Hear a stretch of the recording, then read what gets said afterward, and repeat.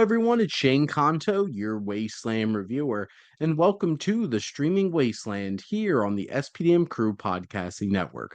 And this is my weekly show where each Friday I pick a streaming service and give you three previously released films off of it. And hopefully by the end of this episode, you have plenty of movies to check out for your weekend. And we're getting a little bit niche this week with the streaming service Mubi, which admittedly, this isn't the best streaming service to look for like older films. There's a lot of new films, a lot of independent and foreign films, and it's such a great pipeline for that. And I'll probably be focusing on a more modern films next time I cover this streaming service, more like 2017, 2018, as long as it's before 2020, because that's 5 years ago already. Oh my. But I did try to scrape the bottom of the barrel for ones that I haven't recommended yet. And we're going to start with 2009's Antichrist. Yes, this is a twisted, messed up movie for sure. Body horror, folk horror, psychological thriller horror, all rolled into one in the hands of Lars von Trier. And Trier is quite the controversial and compelling filmmaker, with films like The House That Jack Built and Melancholia and Nymphomaniac. He really pushes the boundaries of what we as humans and people in a society can handle. And this film really pushes you to the limits with its very, very, very graphic sex scene to open this film and the tragedy of a child falling to their death. Yes, that's how this film starts. So really sets the tone. And you have this he and she, Willem Dafoe, Charlotte Gainsbourg, who go out into the middle of nowhere to try to process their marriage. And it goes to some dark, twisted, very body horror type elements and some strange supernatural weird stuff, talking foxes that look completely demonic and all kinds of weird stuff. And the things that Gainsbourg's he does to herself is yeah, hard to watch. But if you're probably wondering why the hell I am recommending this, then it is horrifying. It is so tense and suspenseful and such an interesting art house piece of art that in a very von Trier kind of way. And few filmmakers like Lars von Trier would push audience to this place. And sure, this isn't going to be for everybody. But if you are a horror fan and you love abstract, more avant-garde cinema, Lars von Trier is one who will push the boundaries of your expectations as a film viewer. And Willem Dafoe and Charlotte Gainsbourg deliver two impressive performances here. And you see this marriage twisted and just battered throughout this film in a very affecting and haunting way with incredible haunting imagery. This is quite the cinematic experience, and that is an understatement. Next up, we have a little quirky romantic comedy coming to you from Taika Waititi. And this film is Eagle versus Shark from 2007.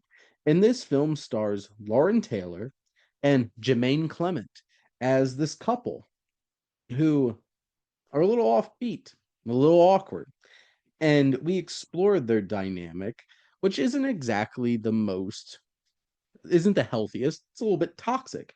And these two socially awkward misfits come together in such a strange way. And they trying to find love through revenge on high school bullies, burgers, and video games. And it's such a weird film. It certainly really leans into the quirk that Taika Waititi likes to live in terms of his filmmaking. And the performances by Taylor and Clement are so dry and so awkward.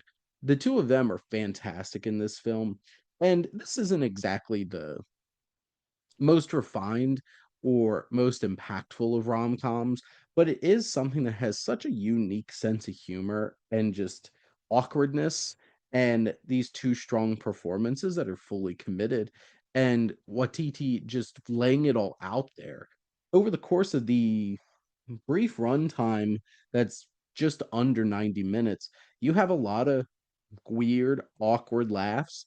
You have two strong performances and plenty of some weird elements to throw around. This is certainly towards the bottom of Watiti's filmography, but it is something that is a very unique experience and really captures that weird indie rom-com vibe that was quite popular for quite a while, honestly, in the late aughts into the 2000s. And, this is that very Kiwi-coded Taika Waititi, Jermaine Clement sense of humor, and it is certainly worth a watch and a fun little flick. Lastly, we're going to head back to 1972, and this is an interesting one because this is only a 5-minute short film, but why am I recommending it? Well, it is only 5 minutes, so it's a nice little tale, but this is the first film ever directed by Hayao Miyazaki. And Miyazaki, of course, is one of the most prolific filmmakers of all time. And I'm not saying that this is this miraculous achievement, but it's interesting to watch and see where his great vision started. And it has really good animation and this beautiful hand-drawn animation. It is still pretty early on and not as detailed and effective as the animation you're gonna see from his great films like Spirited Away or Princess Mononoke. But it tells a little tale, and what's so interesting is this film is literally just a trailer basically for a anime series that never actually got made, unfortunately for Miyazaki, but this tells the story of Yuki, this orphan who becomes adopted by a family. And over the course of 5 minutes, it speed runs this new family she gets, this new dynamic. And it honestly tells a nice little tale in a very condensed way. And for the art reasons, from the craft reasons, I think this is a worthwhile film. And to be honest, that time commitment is pretty lean, to be honest. And if you combine all these films for this weekend, you could do that easily in one evening. But this is just a fun little flick to go check out. And it really is interesting seeing such a prolific filmmaker in the early stages of their creative process. This might be short, but that is a wrap here on the latest episode of the Streaming Wasteland. But let's do a little summation here. First off, we're going to go back to 2009 for Antichrist, and then a couple years earlier for 2007 with Eagle versus Shark. Finally, going back to 1972 for that early Miyazaki effort, Yuki's Son. But that is a wrap. And thank you for listening. Make sure to like, comment, and share on this episode. What's your favorite like avant-garde art house horror flick? Uh, what's your favorite really quirky rom-com from that late aughts, early 2010s era of indie comedy? And what's your favorite animated short? Is it one of the endless Pixar and Disney ones? Or, somebody else like a Miyazaki who put it out there? I would love to be able to see the rest of his short films, but they only play at the Studio Ghibli Museum in Japan, and I will go someday. Someday. But also make sure to follow or subscribe wherever you listen to your podcast. The SPDM Crew Podcast Network is ever expanding.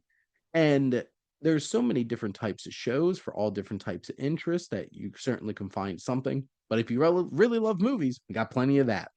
And you could also reach out to us on our website if you want to become a guest on one of our shows, or if you want to make your own podcast and become part of the crew.